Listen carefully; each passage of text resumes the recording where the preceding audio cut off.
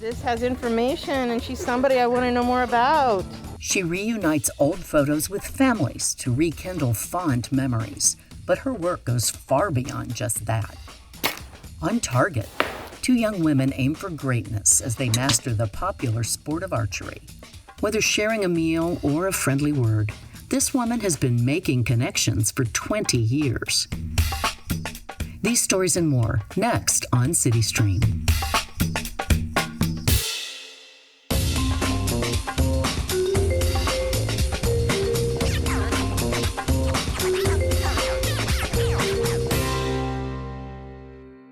Hello, I'm Linda Byron. Welcome to CityStream from Phnom Penh Noodle House.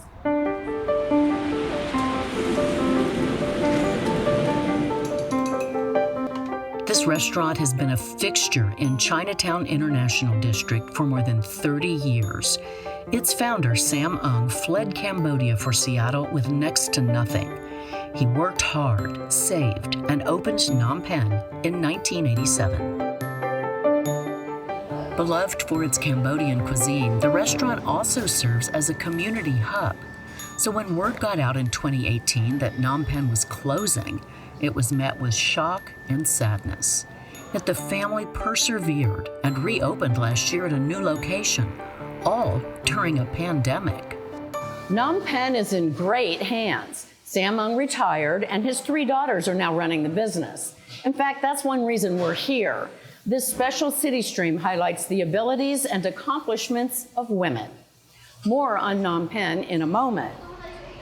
But our first story focuses on a woman who helps people remember lost loved ones. Now, she does this by finding once forgotten photos, some more than a century old, and then reuniting them with family members. But as Nicole Sanchez explains, her work goes far beyond returning old photographs. Oh, a really old one. Oh, wait.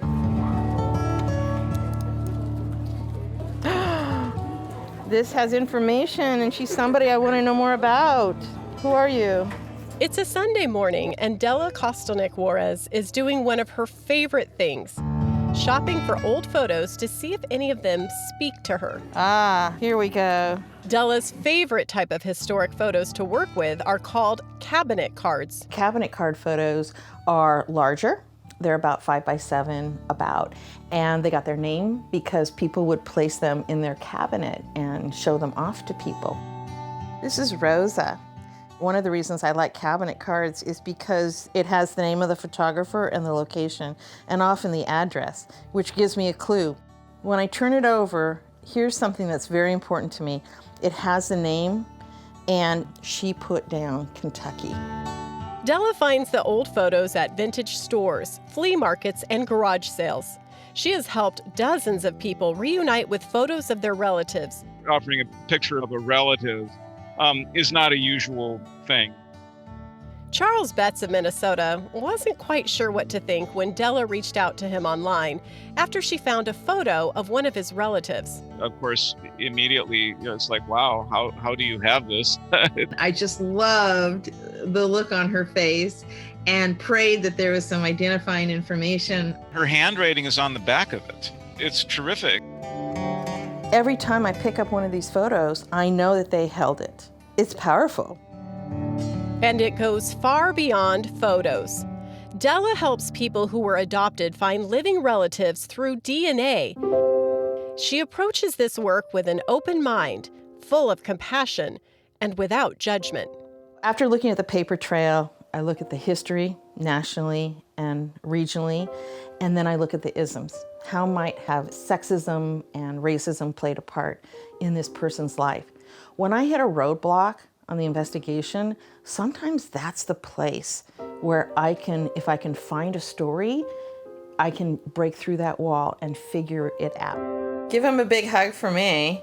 Breaking through roadblocks and dead ends is exactly what Della did for her good friend Kathy, who was one of the first interracial adoptees in the United States. I was born in August 1956 to a white mother and a black father who I don't think knew about me. And they took me from the hospital to foster care and was there for 9 months. And then I was adopted by a white family. Della wanted to help Kathy find her biological relatives right away, but something held Kathy back for many years. I know that there are people who understand what I'm saying. If they've been adopted, you bury it. You go on with your life. And I will be honest with you, when I've done some soul searching recently about why I didn't pursue this really strongly, it's because I'd already been rejected. In my mind, I'd been rejected. I was given away. And I wasn't ready to be rejected again. After Kathy's parents died, she let Della know she was ready to restart the search. Della helped Kathy find a brother in Oregon. How do I explain it? Almost like looking into the mirror. Not that we look alike, but I was looking finally at someone who was me. When I wrecked my car and I was embarrassed to tell him, he said, "I'm your brother, you're supposed to call me." And I still do. I mean, I call him now. I call him for nothing or for everything. I love him so much. Overall, I do it because somebody totally unrelated who didn't know my great-grandmother, her name was Della, by the way, happened to have a photo, and they took the extra step to reach out to me and give it to me. And I know the joy I felt and how significant that is for me. I'm a researcher. I'm an investigator. I'm a historian. I'm a genealogist. This is something I can do easily. How are you? Nice to finally meet you. This is the first time Della and Alvin L.A. Horn have met in person, but they feel like old friends. Della has been helping Alvin with his mission to find his biological father. He had been told that a certain person who raised him as a child was his dad. Turns out it wasn't. Then he thought it was a different person, and it wasn't. But finally, after many years of searching, a breakthrough. I look at who do you share DNA with, who do you share the most DNA with, and then try to put people together. Where were you living? Is the timing right? And follow that path. This discovery not only helped him learn who his father was. He actually lived 2 blocks away from my mother. I know where the house is. I walked by it as a child. It also helped him discover he has a lot of siblings. Come to find out, I have 12 brothers and sisters. Unfortunately, Alvin's father died in 1975, so he didn't get the chance to meet him. But he does have a better understanding now of where he gets some of his talents, like athletics, music, and writing.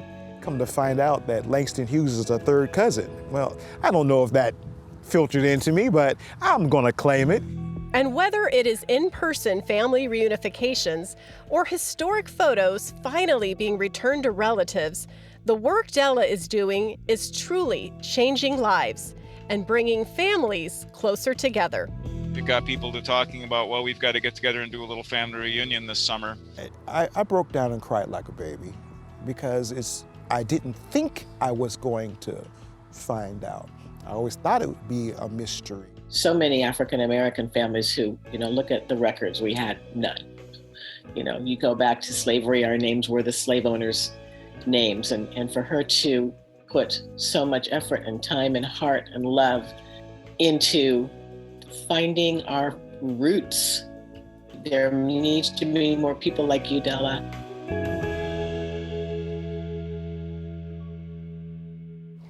In the year that Della's been collecting cabinet cards, she's already accomplished around a dozen photo reunifications, some even internationally. Beyond that, she's also helped 3 people reunite with biological family members. She's so passionate about her work and hopes to help many more people in the future. Just ahead, this sport is growing in popularity, and 2 young women have their sights set on greatness. Details as CityStream continues.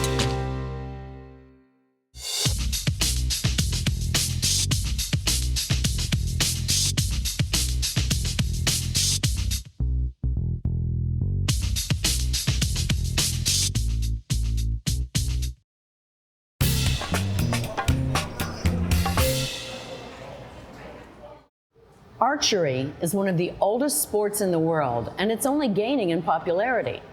Part of its appeal is its versatility. It can be a great family hobby, a meditative solo pursuit, or even a competitive team event.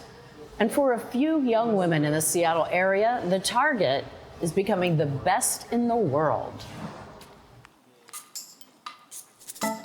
As a pastime and a sport, archery has taken off in popularity in recent years, especially among women and girls. And while it's true that anyone can play, to become an elite archer requires a combination of precision, passion, and practice, practice, practice. I got my first bow from my grandpa. It's a tiny, tiny diamond bow, very cute. And for my draw length at that age, that's what it is. I was 8 years old, and it was just like something happened to me to where I just loved it. Addison Knocktrebe, or Archer Addie, as she's known on social media, has shared her story with her followers since the beginning. When I first started shooting my bow, I wanted to be serious about it.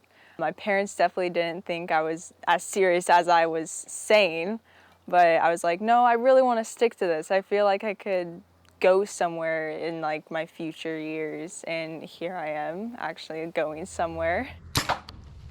I shoot a compound bow, and it's not the one in the Olympics, but it's a special kind that's a little bit more complex. Developed just over 40 years ago, the compound bow is a technical wonder. It uses pulleys to make drawing the bow easier, which provides for greater accuracy.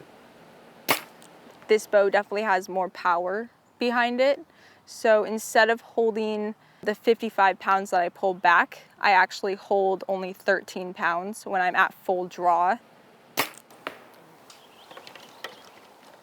As part of her conditioning program, Addie does strength training and runs cross-country to improve endurance and to lower her heart rate. You don't want to have a lot of movement in your body. Hold as still as you can, and then go ahead shoot. The physical preparation, however, is not the most challenging part. I would say the most difficult part of archery would be the mental part. Nothing physical, nothing about the bow. Definitely all mental. If you're not shooting well, then that kind of messes up your form and you start overthinking. It's all just in your head. Addie has been competing since she was 9 years old and has racked up an extensive amount of state, national, and international records. The Vegas shoot, as it's known to the 3,500 archers who attend yearly, is a huge world competition. At just 13, Addie was the youngest female to ever shoot a perfect 300 score, and she set a new record in the youth division. And I got to hang up my target and got it signed, and it was a pretty big experience, especially at that tournament. Smaller state tournaments are a welcomed opportunity to not only compete, but to reconnect with friends in the archery community. We are at the Washington State Target Championships. We are shooting for 2 days, and each day is a full 900 round, which is shooting at 60, 50, and 40, going closer in distance. 10-10. At this event, Addie took first place and set a state record for women's pro freestyle. Not bad for a 17-year-old. My goals for archery right now are to shoot the USA team trials next year, which will get me to the USA team, and that will lead me to world trials and make my name known in the archery community. Another rising star in the archery world is 16-year-old Emma Kim, who shoots with a recurve bow. I've been shooting for 7 years, and my goal is to make the 2024 Olympics. The recurve bow is the only bow allowed in Olympic competition. It has that traditional shape we all know from books and movies, but it also has tips that curve away from the archer. Yeah, you got it. Mike Wixer, an archery coach for 30 years, has been coaching Emma since she was 8. I basically start building their body for the future if they decide to do this for a sport. That way, no bad habits, it's all good, and they're ready to go.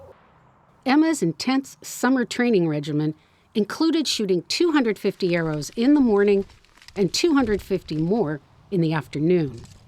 Through this process, the thousands and thousands of arrows you shoot, you build it inside, your subconscious and everything. I went to Alabama for nationals and I beat the world record for my division. She made a world team, got to shoot in Poland, and represent the United States, and her goal is to be the #1 archer in the U.S., and that's a good goal. But the big thing I tell these kids, you cannot worry where the arrow is going to go. You have to accept where that arrow is going to hit in the target before you let go of it. You need to start trusting your own self. This is not a very easy sport. You have to want to compete. That's really what it comes down to. And you just can't be afraid. Good luck to Addie and Emma as they continue on their journeys. And if you're interested in trying archery, introductory classes are offered at several local ranges. We'll be right back.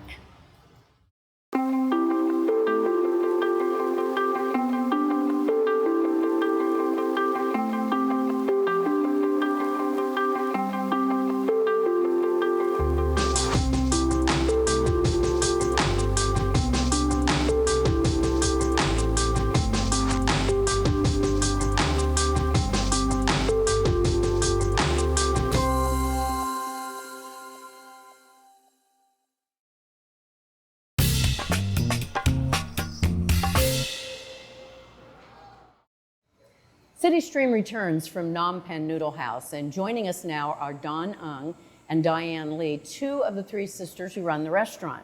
Thanks for having us visit. Thanks for visiting. I know this restaurant is so beloved. It's not just about the food. Like, what makes it so popular? Food is emotional, so it's about the food and connecting with all of our customers. Our parents started in the Chinatown-International District 30 years ago, and along the way we've gathered a following, and we've just grown up generation by generation, and we kind of just grew up together.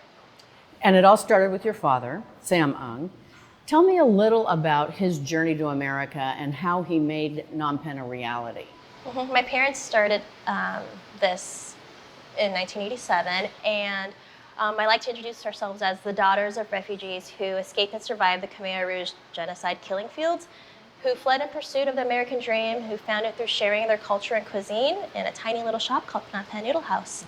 They came here in 1980 and worked really hard and wanted to do what they loved, which was sharing the bowl of noodles. So 7 years later, learned the language, acclimated to the culture, and opened a tiny little shop.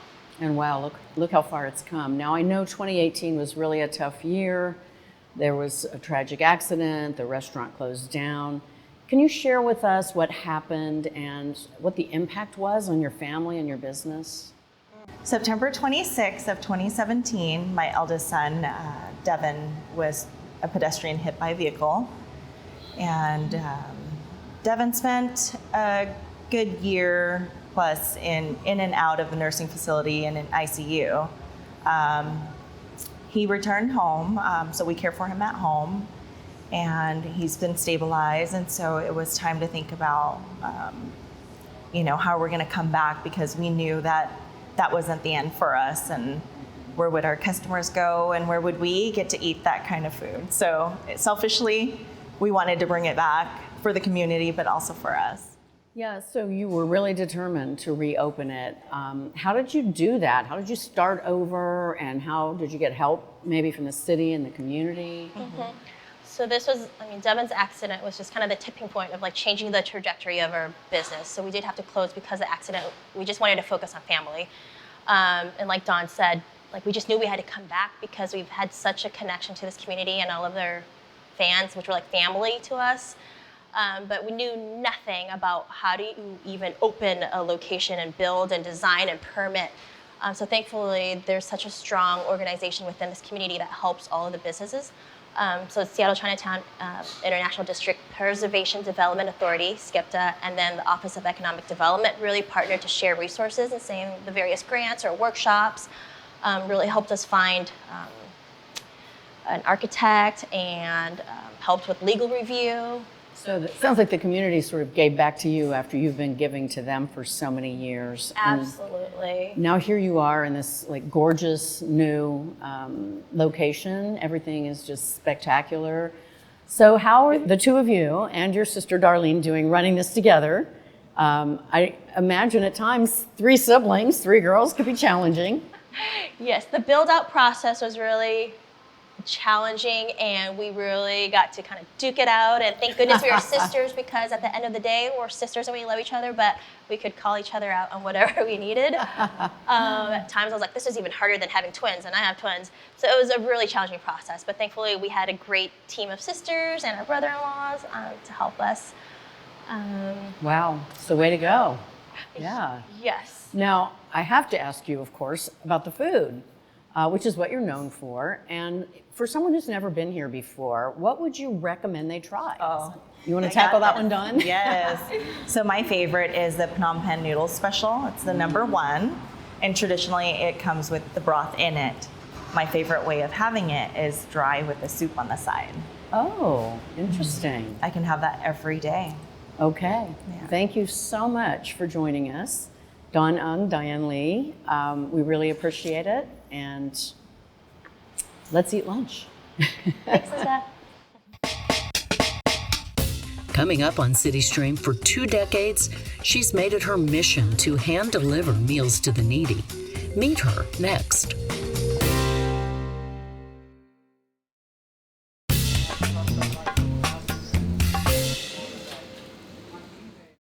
For the unsheltered, everyday life is hard, and COVID has only made matters worse. Fortunately, people like Maria Lamarca Anderson are out there lending a hand. Every week, the Director of Communications for University of Washington Bothell is walking the grounds of Seattle Center, delivering meals to people in need. She's been doing it for more than 20 years. Enrique Cerna has the story. Right now, we're going to go to the Seattle Center, because there's a lot of people who spend their days there. I mean, it's really too bad right now. You know, the Armory closed. There's really no place for them to go, so they just, you know, their habit is to spend their days at the Armory, so now they just spend their days outside the Armory.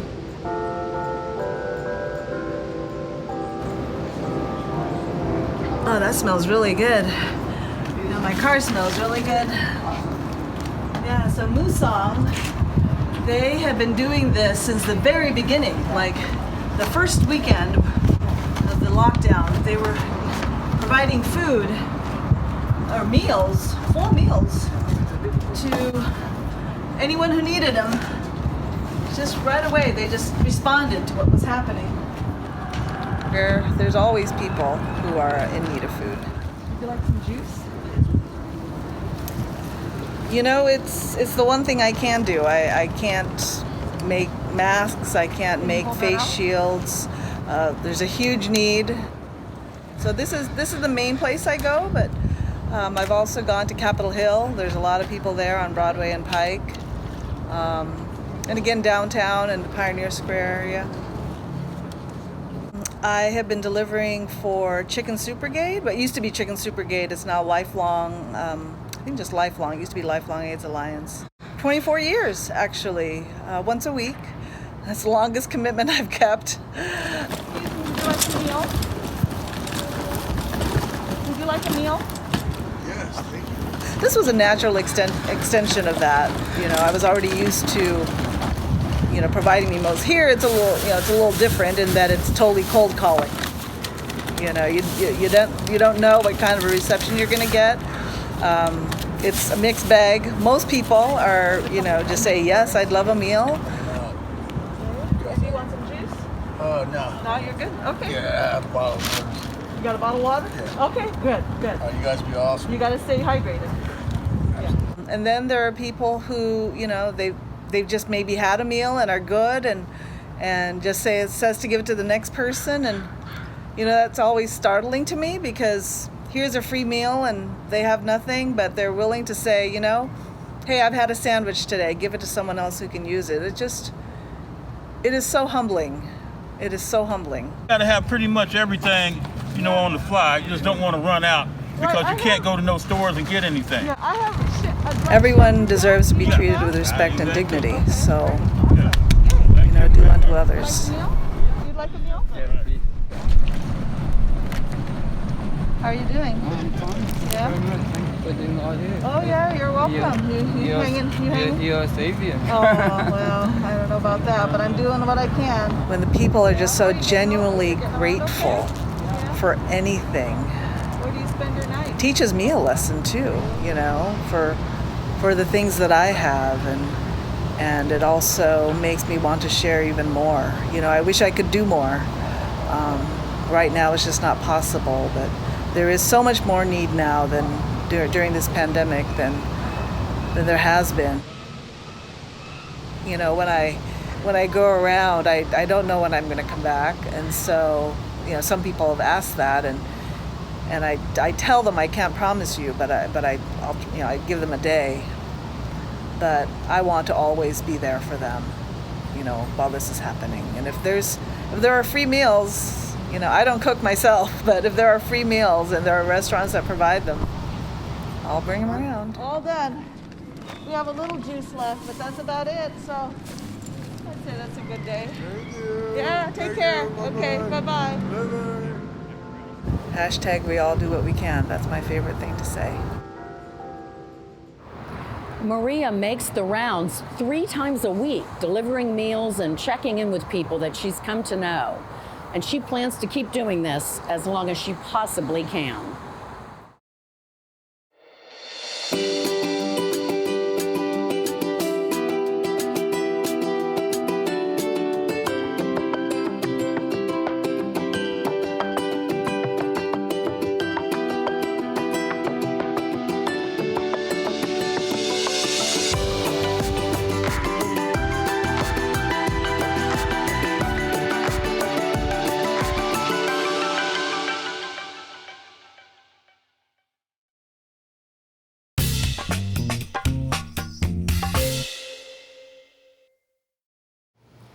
That wraps up this episode of CityStream from the Phnom Penh Noodle House. If you'd like to watch more outstanding Seattle Channel programs, visit our website, seattle.gov, and click on feature shows. I'm Linda Byron. Thank you for watching.